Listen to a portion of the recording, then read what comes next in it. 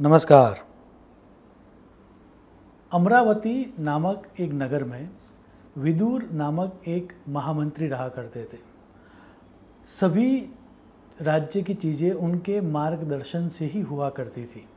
अब धीरे धीरे उनकी उम्र हो रही थी और उसीलिए अपना उत्तराधिकारी ढूंढने के लिए उन्होंने पूरे राज्य में एक प्रतियोगिता का आयोजन किया, जिसमें धनुर्विद्या, संगीत कला, युद्ध कला, राजनीति जैसे विषयों की परीक्षा ली जाती थी। बहुत सारे परीक्षा के स्टेजेस हुआ करते थे। वह सब स्टेजेस को पार करते हुए आखिर में 3 उम्मीदवारों की पसंदगी की जाती है, जिनका नाम था अमर्त्य, बद्रीनाथ और चक्रपाणि। अब तीनों के जो मार्क्स थे वो तकरीबन सही थे, समान थे। तो उनमें से किसकी पसंदगी करनी चाहिए, उसके लिए एक आखिरी परीक्षा का आयोजन किया जाता है। और वो परीक्षा इस तरह की थी कि एक उनके राज्य में एक गोलाकार एक रूम था, एक कक्ष था जो राज्य के बीच में हुआ करता था। उस कक्ष को विदुर जी बाहर से एक यूनिक ताला लाकर रूम बंद कर देंगे।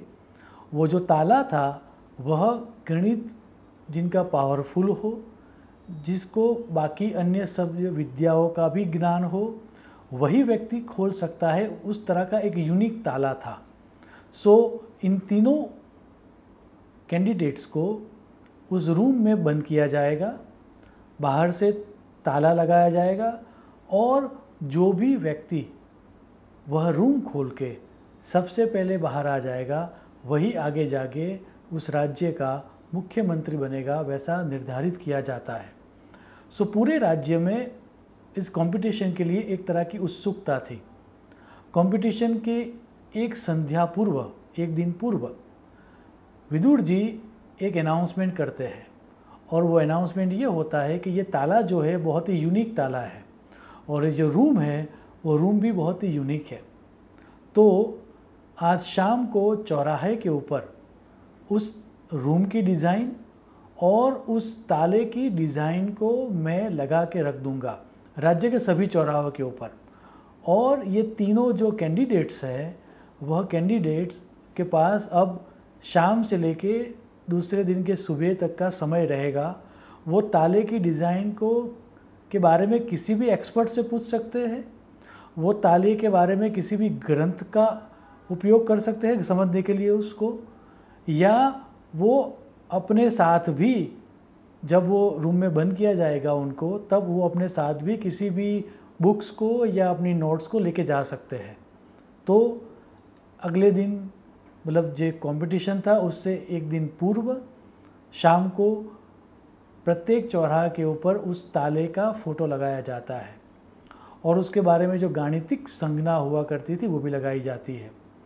और तीनों कैंडिडेट्स अलग अलग तरह के प्रयासों में लग जाते हैं। स्टोरी कहती है कि जो सबसे पहला कैंडिडेट था अमर्त्य, जैसे ही वो ताले की डिज़ाइन को देखता है, वो अपने जो पुराने ग्रंथ थे उनको भी देखता है, अपनी एक नोट बुक बनाता है और रूल्स एंड रेगुलेशन, जो परीक्षा के रूल्स एंड रेगुलेशन थे, उसको समझ के उस राज्य में जितने भी एक्सपर्ट्स थे उन सब के पास वो एक एक करके पहुंच जाता है। उन सभी एक्सपर्ट्स को वो ताले की डिज़ाइन दिखाता है, उनकी राय लेता है और वो जो राय देते हैं उनका जो ओपिनियन होता था वह अपनी नोटबुक में वो लिख देता था।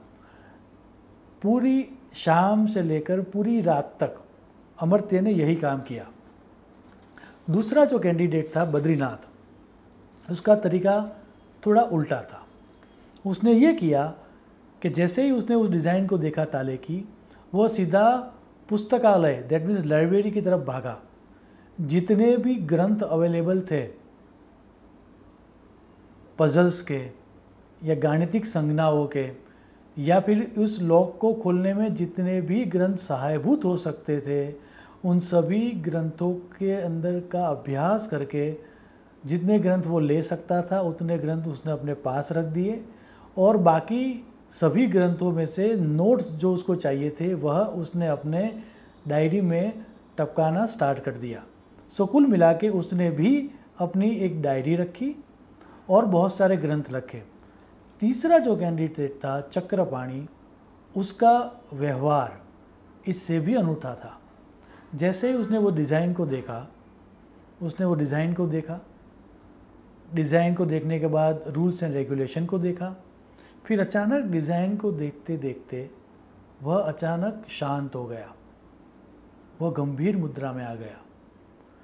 उसके घर के लोग भी उसको पूछ रहे थे कि तुम्हें क्या हुआ, कोई टेंशन है क्या, लेकिन उसका भी वह उत्तर नहीं दे रहा था। वह शांत हो गया, उसने बोलना भी बंद कर दिया। उसके आसपास जो ग्रंथ पड़े हुए थे उसको भी देखना अब उसने बंद कर दिया। जो इतने समय के दौरान जो नोट्स उन्होंने बना के रखी थी अपनी डायरी में, वह सिर्फ एक डायरी ही देखता था और कुछ नहीं बोलता था।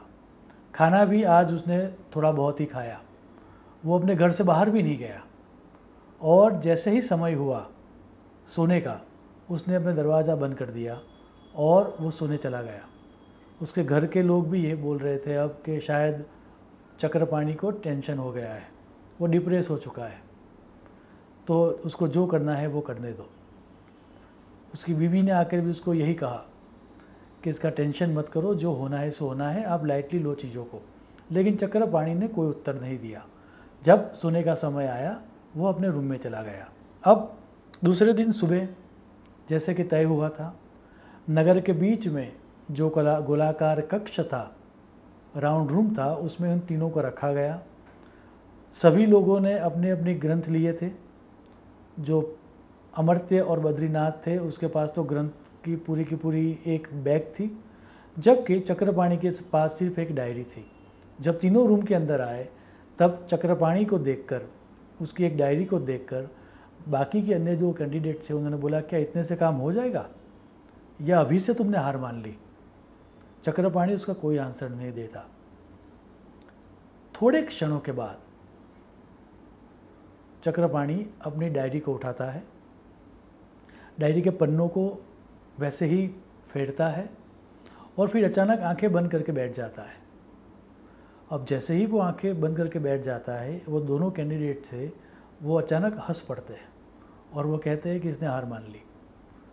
अभी कुछ ही क्षण और हुए थे और अचानक चक्रपाणी वहाँ पर एक जो पलंग था उसके ऊपर जाके लेट जाता है आंखें बंद करके। वो देखकर अन्य दो कैंडिडेट्स को हंसी आ जाती है और उनका उपहास करते हुए वो उनको बोलते हैं कि कम से कम ये तो मत करो, प्रयास तो करो, तुम यहाँ तक पहुँचे हो तो जितना प्रयास तुमने यहाँ पर पहुँचने के लिए किया है उस प्रयास का अपमान तो मत करो, कुछ करो, ऐसे लेटे मत रहो। चक्रपाणी कोई आंसर नहीं देता। तब वे दोनों आपस में बात करते हैं कि इसको ऐसे ही रहने दो, लेट अस इग्नोर हिम, और हम अपना काम करते हैं। तो बाकी के दो कैंडिडेट्स अपनी अपनी नोट्स बुक लेकर, ताले की जो डिज़ाइन थी वो सामने रख कर बुक्स पढ़ते पढ़ते कुछ ना कुछ काम करते रहते हैं और चक्रपाणी वैसे ही लेटा हुआ है। कुछ समय के बाद चक्रपाणी अपनी आंखें खोलता है, वो अपनी जगह से उठता है, दरवाजे के पास जाता है, दरवाजे को धक्का देता है और दरवाज़ा खुल जाता है, क्योंकि वो दरवाज़ा बंद ही नहीं था। वो बाहर जाता है। विदुर जी उससे पूछते हैं कि ये कैसे हुआ। तब वो उसका पूरा वृत्तांत दिखाता है, समझाता है। विदुर जी चक्रपाणी को लेकर रूम में वापस आते हैं। जब वो वापस आते हैं तब ये जो दो कैंडिडेट्स थे, अमर्त्य और बद्रीनाथ, वो अब भी अपनी अपनी नोटबुक्स में से कुछ काम कर रहे थे। जब उन्होंने चक्रपाणी और विदुर को सामने खड़ा पाया, दरवाज़ा खुला पाया, तब उनको ये समझ में ही नहीं आया कि चक्रपाणी ये कैसे कर पाया। तो उन्होंने बोला कि शायद उसने कोई ट्रिक की होगी, ये चीटिंग है। तब विदुर जी उनके प्रश्न का समाधान देने के लिए उनको समझाते हैं कि किसी भी प्रश्न का निराकरण लाने के लिए हमारे पास 3 उपाय होते हैं। पहला है हमारी इंस्टिंक्ट का, हमारी स्वाभाविक वृत्ति का। दूसरा है हमारी इंटेलिजेंस का, दैट मीन्स हमारी बुद्धि का, और तीसरा है हमारे इंट्यूशन का, अर्थात हमारी अंतःस्फुरणा का। अमर्त्य, तूने जैसे ही ताले के प्रश्न को देखा, ताले की डिज़ाइन को देखा, तूने अपने अनुभवों को पकड़ा, तूने जो अभी तक तू जितना जानता था या लोगों के जो एक्सपीरियंसेस थे उसको पकड़ा, तूने अपनी इंस्टिंक्ट का प्रयोग किया और उसके आधार पर तू प्रश्न का निराकरण करने में लगा था। बद्रीनाथ, तू जैसे ही ताले की डिज़ाइन तूने देखी, तू सीधा पुस्तकालय गया और तूने ग्रंथों का सहारा लिया, तूने अपने इंटेलिजेंस का सहारा लिया। जबकि चक्रपाणी ने जैसे ही ताले की डिज़ाइन को देखा, उसने अपने इंट्यूशन का सहारा लिया, और इंट्यूशन अच्छी तरह से काम कर पाए उसीलिए उसने अपना बोलना बंद कर दिया, उसने खाना भी कम कर दिया और उसने अपने मन को भी शांत कर दिया, क्योंकि इंट्यूशन वह हमारी आंतरिक आवाज़ है और वो इतनी धीरी है कि जब तक हमारा शरीर या हमारा मन बोलता है तब तक हम इंट्यूशन को नहीं सुन पाते। ऐसा समझ के चलो कि इंस्टिंक्ट बॉडी से जुड़ा हुआ है, इंटेलिजेंस मन से जुड़ा हुआ है और इंट्यूशन आत्मा से जुड़ा हुआ है। और जैसा कि हम सबको पता है, आत्मा परमात्मा से जुड़ा हुआ है। दैट मीन्स परमात्मा मीन्स यूनिवर्सल नॉलेज का सोर्स। सो जैसे ही चक्रपाणी का शरीर और मन शांत हुआ, उसका inner voice that mean intuition उससे ये कहता है कि कम से कम खड़े होकर दरवाजे को धक्का तो मारो, दरवाज़ा बंद भी है कि नहीं पहले वो तो तय करो, उसके बाद देखेंगे ताले के डिज़ाइन के बारे में। लेकिन इतनी समझ प्राप्त करने के लिए उसको अपनी शरीर को, अपनी इंद्रियों को और अपने मन को शांत रखना पड़ा। याद रहे, इंट्यूशन ही हमारी सच्ची आँख है। ऐसा समझ के चलो कि अगर किसी अंधे के सामने आप दर्पण रख दोगे तो दर्पण उस अंधे को क्या हेल्प करेगा? दर्पण वही देख पाता है जिसके पास खुद की आंखें होती है, और खुद की आंखें दैट मीन्स स्वयं प्रज्ञा, और स्वयं प्रज्ञा का अर्थ है इंट्यूशन।